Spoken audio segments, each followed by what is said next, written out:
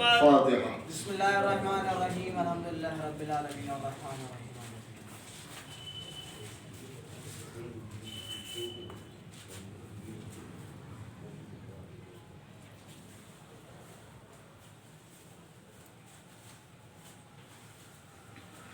اعوذ باللہ من الشیطان اللعین الرجیم، بسم اللہ الرحمن الرحیم، والحمد للہ رب العالمین، والصلاة والسلام علی اشرف الانبیاء والمرسلین، خاتم النبیین، سید الوصیین، محب الغرباء والفقراء والمساکین، رحمت للعالمین، رسول الثقلین، امام الحرمین، صاحب کعبہ قوسین، محبوب رب المشرقین والمغربین، جد الحسن والحسین، مولانا و مولا الثقلین، ابی القاسم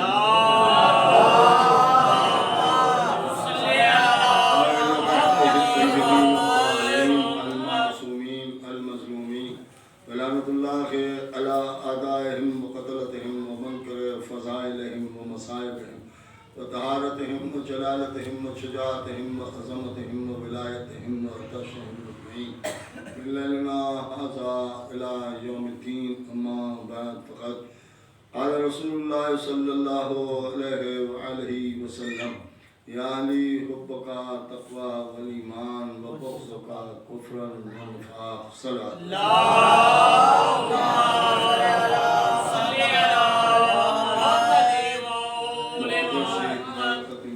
کی حدیث کہ جس میں رسول اللہ نے پوری امت کو دو حصوں میں بانٹ دیا، ایک حصہ علی والا ہے اور دوسرا حصہ وہ ہے جو بغض علی والا ہے۔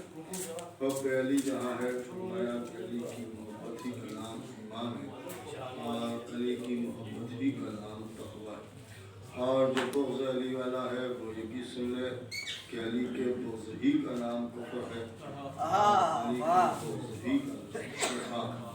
یعنی امت دو حصوں میں بٹی ہے، ایک طرف ایمان ہے اور تقویٰ ہے جو حب علی کے ساتھ ہے، اور دوسری طرف کفر ہے اور نفاق ہے جو بغض علی کے ساتھ ہے۔ اس کا مقصد ہی یہ ہے کہ اگر کوئی دل میں محبت رکھ کے ایمان کی بات کر رہا ہے یا تقوی کی بات کر رہا ہے تو وہ قابل قبول ہے اور اسے یہی اچھا لگتا ہے، لیکن اگر علی کا بغض موجود ہے اور اس کے بعد کوئی ایمان کی بات کرتا ہے یا تقوی کی بات کرتا ہے تو رسول کہتے ہیں کہ اسے حق ہی نہیں ہے، اس لیے کہ وہ نہ صاحب ایمان ہے نہ وہ صاحب تقوی ہے، بلکہ وہی کافر ہے اور وہی منافق ہے۔ ظاہر سی بات ہے کہ علی کی محبت ہے اور ایک طرف علی کی عداوت ہے۔ اس کا مقصد یہ ہے کہ پورا اسلام دو حصوں میں بٹا ہوا ہے، یا علی سے محبت کر لے اور صاحب ایمان ہو کے نجات پا جائے، اور یا علی سے عداوت رکھے اور کافر ہو کے جہنم واصل ہو جائے۔ تو جو کچھ بھی ہے وہ حضرت علی علیہ السلام کی محبت ہی ہے، اور اس محبت کی شان یہ ہے کہ یہ بھی ارشاد فرمایا کہ علی کی محبت ہی کا نام عبادت ہے۔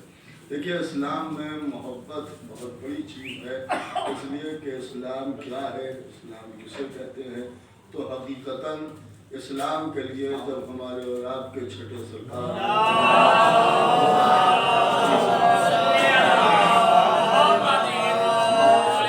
سوال کیا گیا کہ مولا یہ بتائیے کہ دین کیا ہے، دین کسے کہتے ہیں، تو امام گھوڑے پر سوار ہو رہے تھے اور ایک پاؤں ایک رکعت میں تھا، دوسری رکعت میں پاؤں رکھتے رکھتے امام نے ارشاد فرمایا کہ کیا محبت کے علاوہ بھی کوئی شے ہے جسے دین کہا جا سکے۔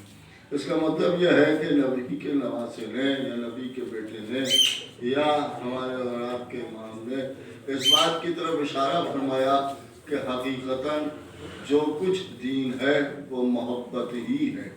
اگر محبت ہے تو دین ہے، اور اگر محبت نہیں ہے تو دین نہیں۔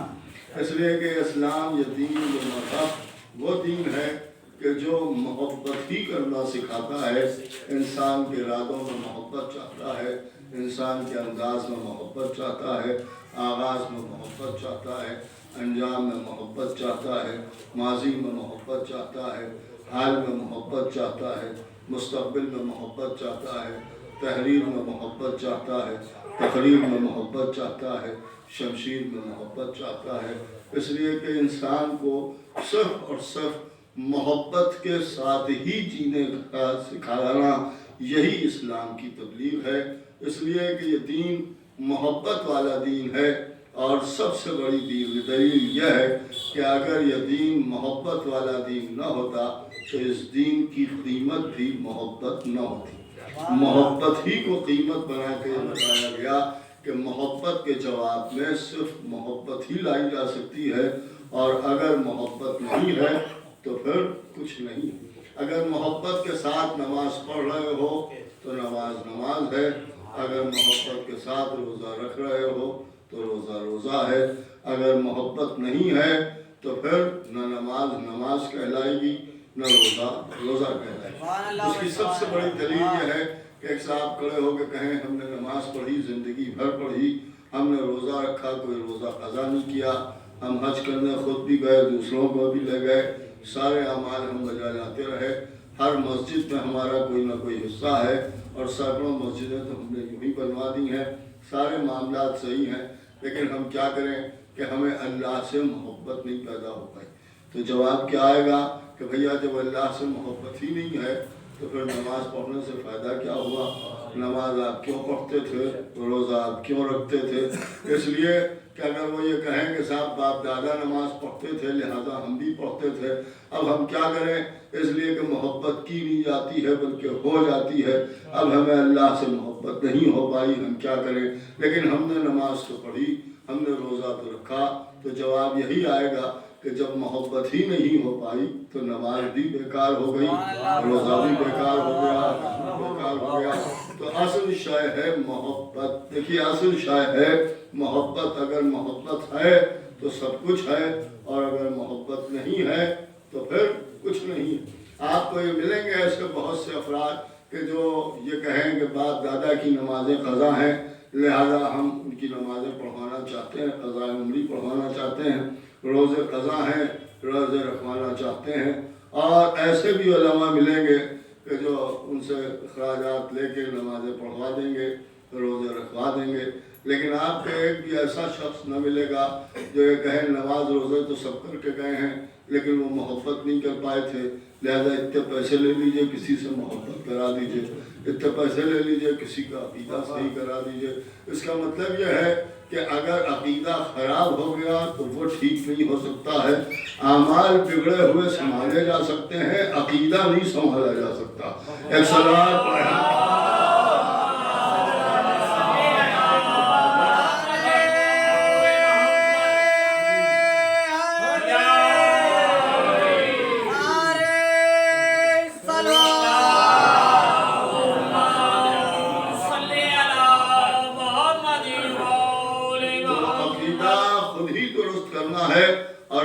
جو درست ہوگا وہ محبت ہی کے ساتھ درست ہوگا۔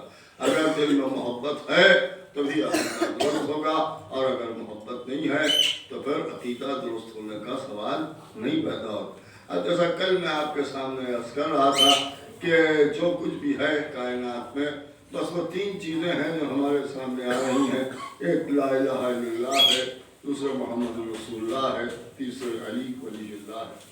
اور میں نے آپ کے سامنے یہ بھی عرض کیا کہ لا الہ الا اللہ پر سب متفق ہیں، محمد رسول اللہ پر سب متفق ہیں، لیکن علی کے معاملے میں لوگوں نے جھگڑا ڈال دیا ہے، اور کبھی یہ کہتے ہیں کہ صاحب مولا علی کا معاملہ یہ ہے کہ ولایت علی کا اقرار کرنا مستحب ہے، اور کچھ افراد یہ کہتے ہیں کہ نہیں صاحب واجب ہے۔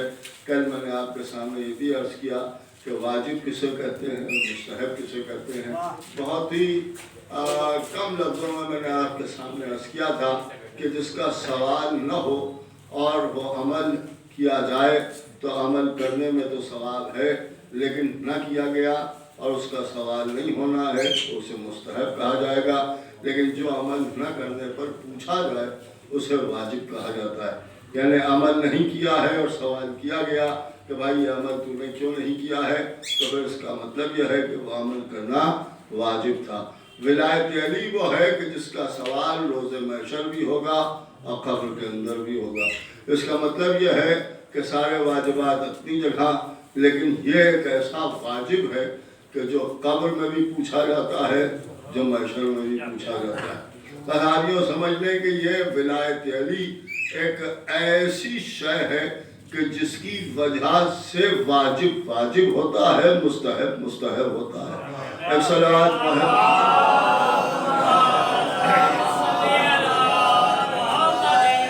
اور رائٹ بات ہے کہ یہ مولا کائنات کا مسئلہ ہے۔ اب حضرت علی علیہ السلام سے اگر محبت ہے اور اقرار ولایت امیر المومنین ہے تو ظاہر سی بات ہے کہ پھر سب کچھ صحیح ہے اور سب کچھ درست ہے۔ اور جو اقرار ولایت علی کرتا ہے یا علی سے محبت کرتا ہے تو اس کی زندگی اسی انداز سے کٹتی ہے کہ صبح ہے تو ذکر علی ہے اور شام ہے تو ذکر علی ہے، یعنی وہ کسی جگہ کو یا کسی منزل کو اہل بیت اطہار کے تذکرے سے خالی نہیں رکھنا چاہتا، کیونکہ وہ جانتا ہے کہ اگر اس سے ایک لمحہ بھی خالی ہو گیا تو ہمارا مکمل نامہ اعمال ہی خالی ہو جائے گا۔ ایسا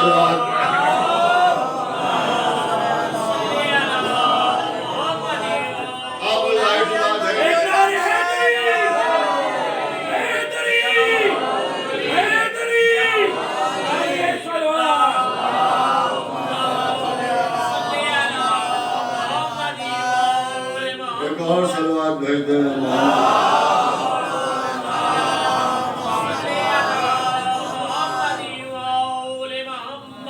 تو ایک اور صلوات بھیج دینا۔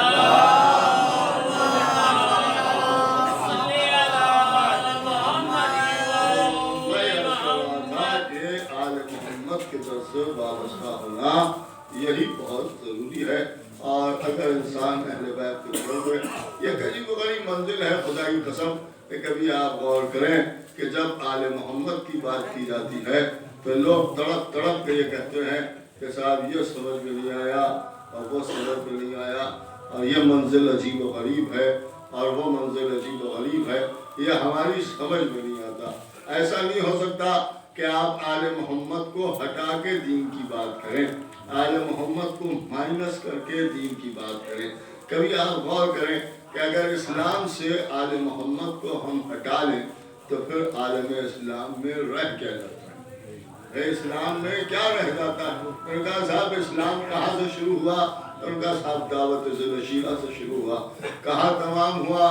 کہ میدان غدیر میں تمام ہوا۔ دیکھیں میدان غدیر میں تمام ہوا، جہاں دین کے لیے کہا گیا کہ ہم نے دین کو کامل کر دیا۔ اب کوئی صاحب یہ کہیں گے صاحب کیسے ہو سکتا ہے کہ اگر اہل بیت کو ہٹا لیا جائے تو اسلام میں کچھ رہ ہی نہیں جا سکتا؟ اس لیے کہ اتنے برس تک جو رسول اللہ نے تبلیغ کی ہے تو خالی نبی نے علی علی تھوڑی کیا ہے، خالی نبی نے حسین حسین تھوڑی کیا ہے، بہت سی چیزیں بیان کی ہیں۔ اگر اہل بیت کو ہٹا لیں تو وہ چیزیں بھی تو بیان ہو سکتی ہیں۔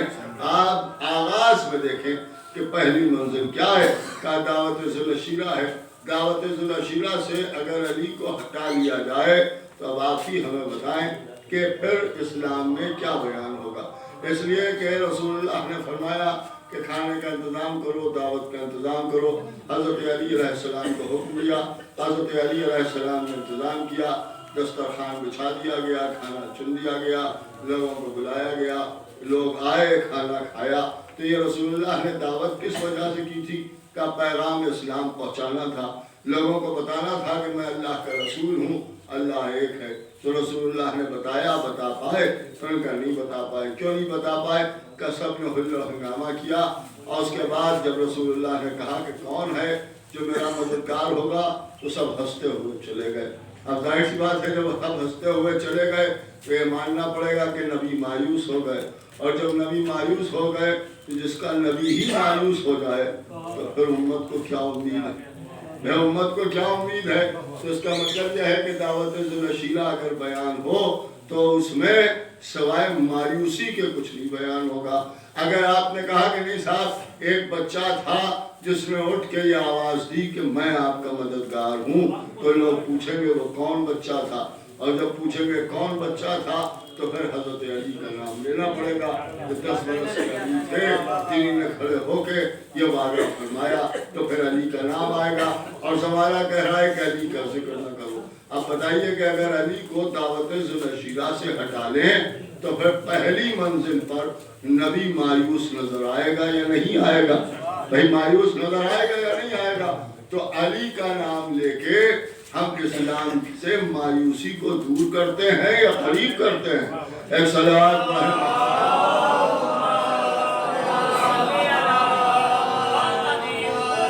ظاہر سی بات ہے کہ حضرت علی علیہ السلام کا نام جب لیا جاتا ہے تو یہ مایوسی ختم ہو جاتی ہے۔ اب حضرت علی کو ہٹا دیے، چلیے ٹھیک ہے، بہت سے لوگ تھے ایسے جس کو کچھ لوگوں نے پایہ اسلام قبول کر لیا، رسول اللہ نے پہنچا دیا، اور انہوں نے کہا کہ صاحب سب سے پہلے فلاں صاحب ایمان لائے، وہ 80 برس کے تھے، اور فلاں صاحب لائے وہ 85 برس کے تھے، اور وہ صاحب لائے وہ 65 برس کے تھے۔ ایک صلوات پڑھیں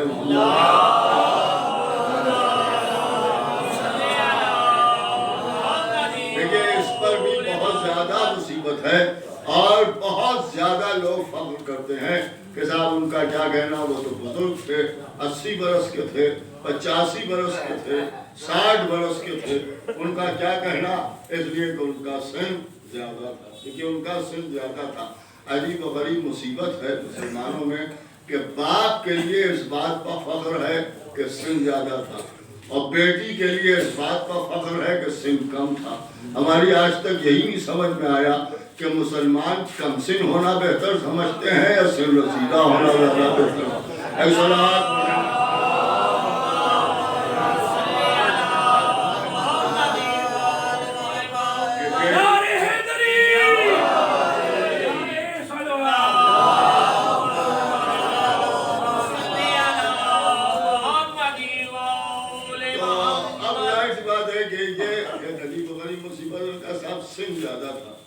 لیکن کبھی آپ غور کریں کہ جتنا مسلمان ہنگامہ مچائے ہوئے ہیں کہ صاحب سن زیادہ تھا، سن زیادہ تھا، تو ہم نے پوچھا کہ بھائی 85 برس کا آدمی تھا، کہنے لگے ہاں 85 برس کا تھا، تو انتقال ہوا 85 برس کے تھے، فلاں صاحب جو تھے وہ 65 برس کے تھے۔ آپ مجھے انصاف سے بتائیں کہ جب انہی نے دین کو قبول کیا تب یہ کئے برس کے تھے؟ تب کئے برس کے تھے؟ تو انہوں نے کہا کہ صاحب 60 برس کے سن میں انہوں نے اسلام کو قبول کیا۔ تو جو 60 برس کے سن میں اسلام کو قبول کر رہا ہے اور 85 برس میں مر رہا ہے، دیکھیے 85 برس میں مر رہا ہے، تو اب وہ کئے سال مسلمان رہا؟ کئے سال مسلمان رہا؟ تو انہوں نے کہا صاحب 25 سال مسلمان رہے۔ تو 85 برس میں غور کریں کہ 85 برس میں 25 سال تو مسلمان رہے اور 60 برس تک کافر رہے۔ دیکھیے 60 برس تک کافر رہے۔ اب جو لوگ ہم سے کہہ رہے ہیں سن زیادہ تھا، سن زیادہ تھا، تو پہلے تو یہ طے کر لیجئے کہ کفر والا سن زیادہ تھا یا اسلام والا سن زیادہ تھا؟ صلوات پڑھیں۔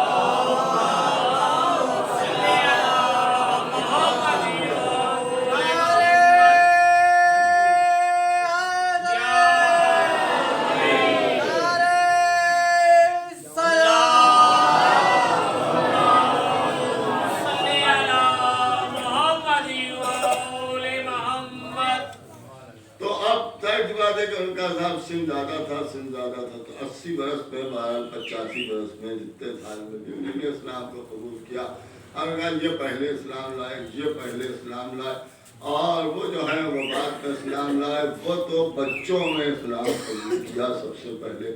کیونکہ حضرت علی علیہ السلام کے ایمان لانے پر لوگ بحث کرتے ہیں، میں اس پر بحث نہیں کرتا، تو کہتے ہیں کہ صاحب علی پہلے ایمان لائے۔ بہت سے لوگ ہیں ہمارے یہاں بھی کہ جو کہتے ہیں کہ علی سب سے پہلے ایمان لائے، کیونکہ سب سے پہلے کا تو مولا علی کے لیے کوئی مطلب ہی نہیں رہ جاتا ایمان لانے کا، اس لیے کہ علی ایمان کیا لائیں؟ علی کے ماننے ہی کا نام تو ایمان ہے۔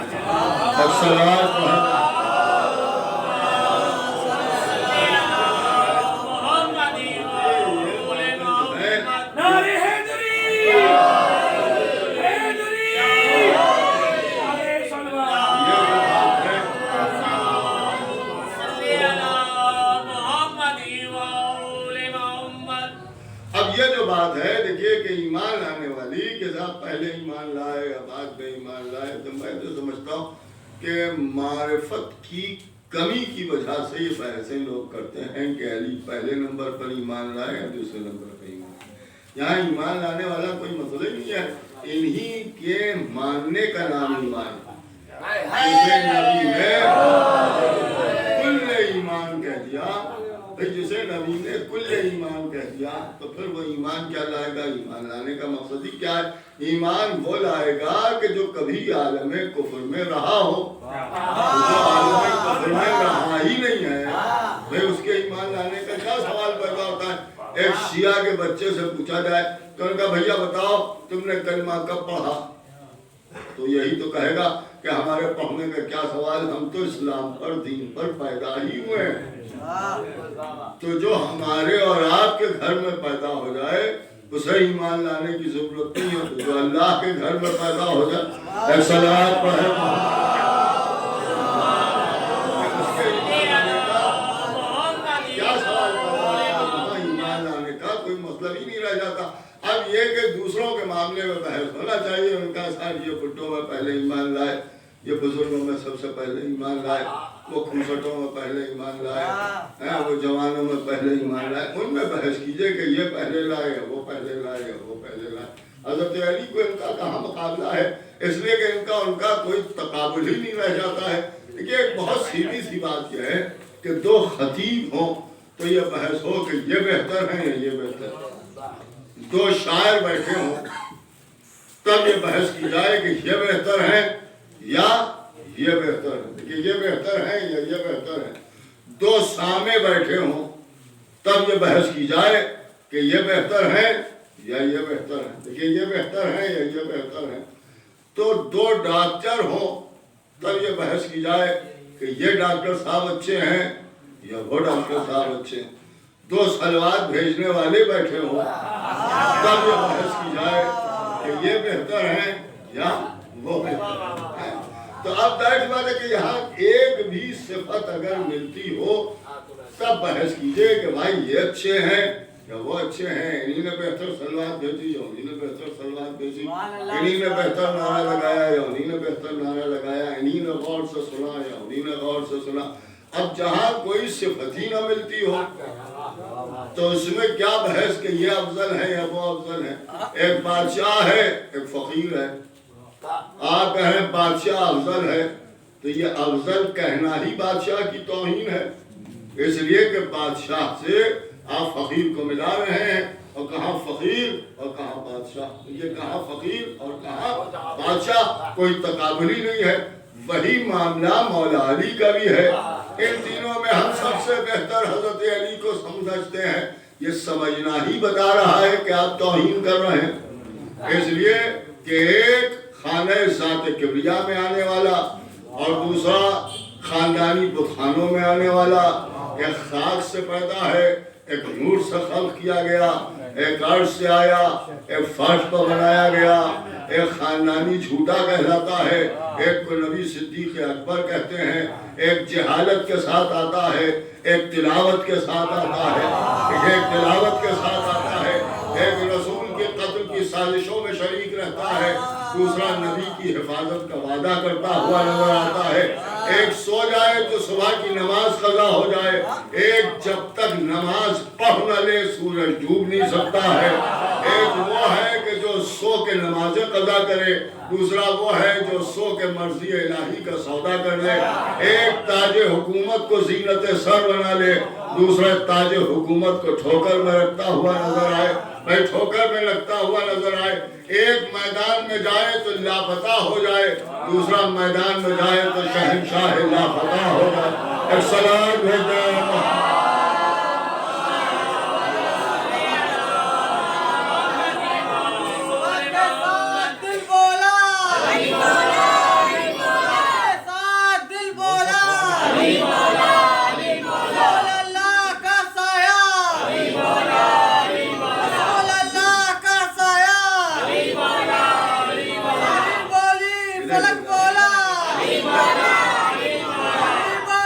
फलक वाला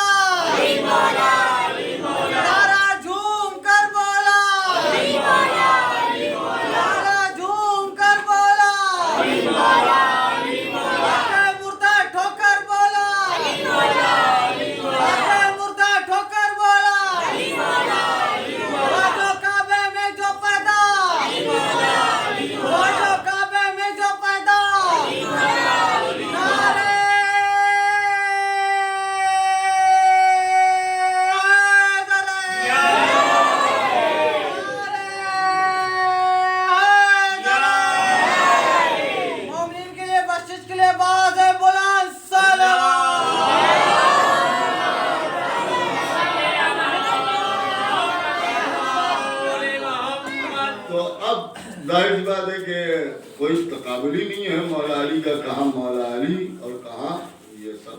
اب جیسے لوگ ہم سے کہتے ہیں کہ صاحب ہم میں اور آپ میں کوئی زیادہ فرق نہیں ہے، آپ بھی علی کو مانتے ہیں ہم بھی علی کو مانتے ہیں، لیکن جناب ماننے میں فرق ہے کہاں؟ ہمیں معلوم ہے، کیا معلوم؟ میں نے کہا کہ صاحب ہمیں معلوم ہے کہ آپ حضرت علی کو پہلے نمبر کو مانتے ہیں اور ہم علی کو چوتھے نمبر کو مانتے ہیں، بس اتنا سا فرق ہے، پہلے اور چوتھے کا فرق۔ لیکن کبھی آپ غور کریں کہ یہ بات صحیح ہے کہ لوگ علی کو چوتھے نمبر پر مانتے ہیں، لیکن یہ بات غلط ہے کہ ہم علی کو پہلے نمبر پر مانتے ہیں۔ ان کا صاحب یہ کون سی بات ہے؟ آپ علی کو پہلے نمبر پر نہیں مانتے نا، ہم علی کو پہلے نمبر پر تب مانیں جب دوسرے پر بھی کسی کو مانیں، جب تیسرے پر بھی کسی کو مانیں۔ ہمارا تو معاملہ یہ ہے کہ ہم بس علی کو مانتے ہیں، پہلا اور چوتھا کیا؟ ایک صلوات کو ہے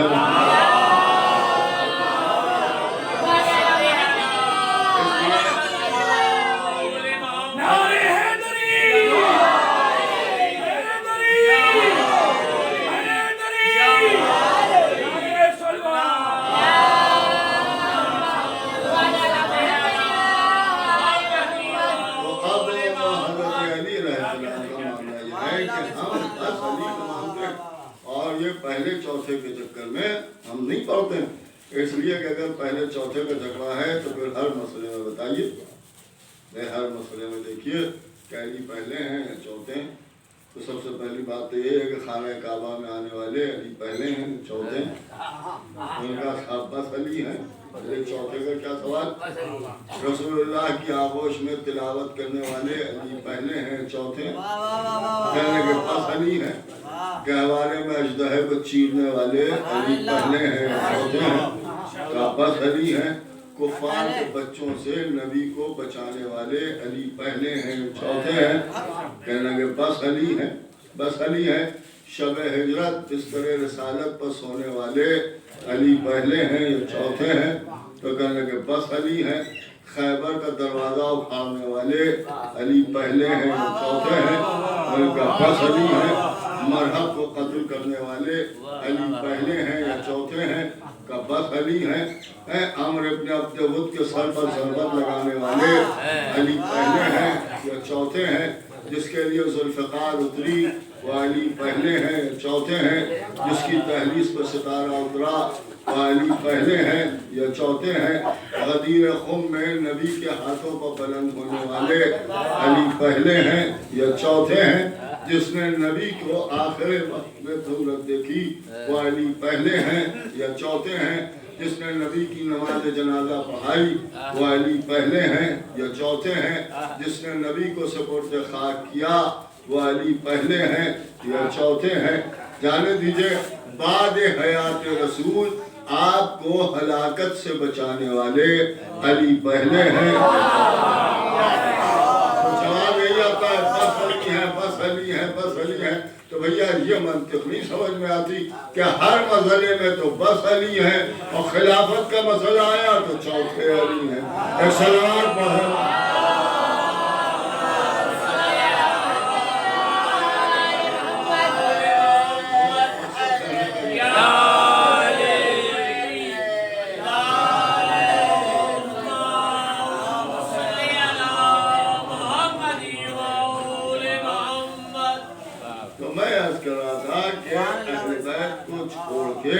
اسلام میں کچھ رہ نہیں جاتا، اسلام میں کچھ رہ نہیں جاتا۔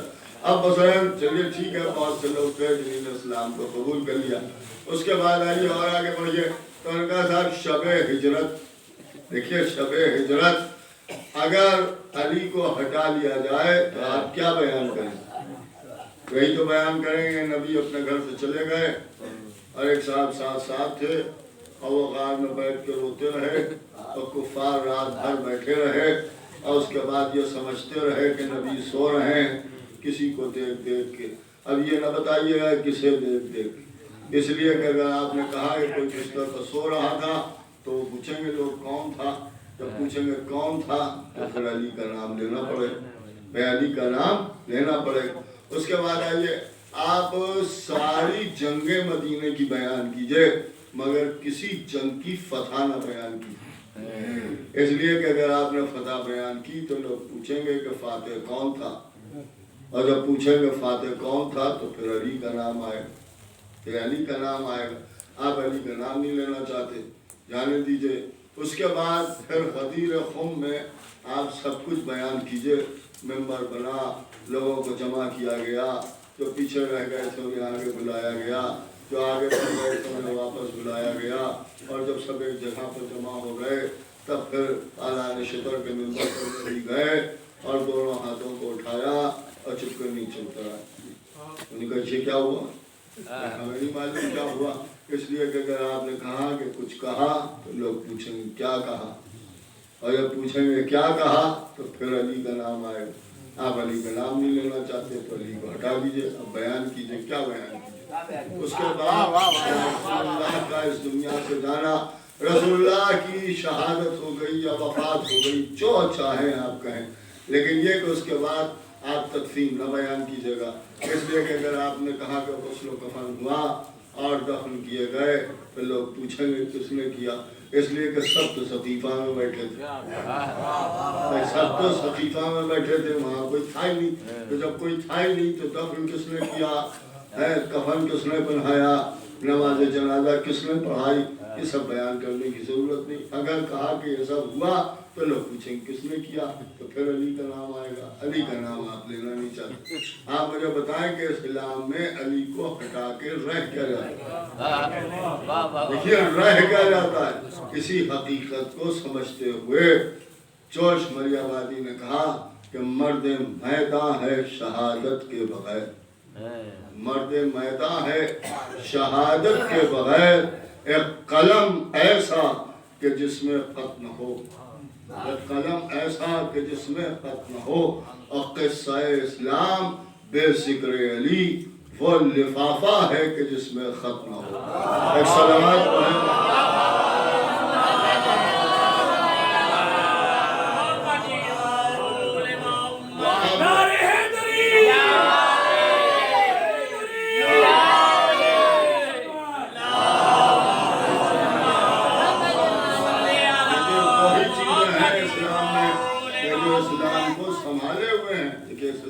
سنبھالے ہوئے ہیں، ایک ذکر مولا علی ہے اور دوسرے ذکر حسین ابن علی، کہ ذکر امام حسین ابن علی ہے، اور شاید یہی وجہ ہے کہ سارا زمانہ جانتا ہے کہ اگر علی ابن ابی طالب کی تیغ نہ ہوتی، ضربت نہ ہوتی تو اسلام سنبھالے نہیں سنبھلتا، اور اگر امام حسین کا سجدہ نہ ہوتا تو اسلام نہیں زندہ رہ سکتا تھا۔ اسی لیے تو شاعر نے کہا کہ اسلام کے دامن میں بس اس کے سوا کیا ہے، ایک ضرب ید اللہی، ایک سجدہ شبیری۔ عزیزوں، امام حسین علیہ السلام کے سجدہ آخر سے اسلام زندہ ہو گیا۔ کیسے زندہ ہو گیا؟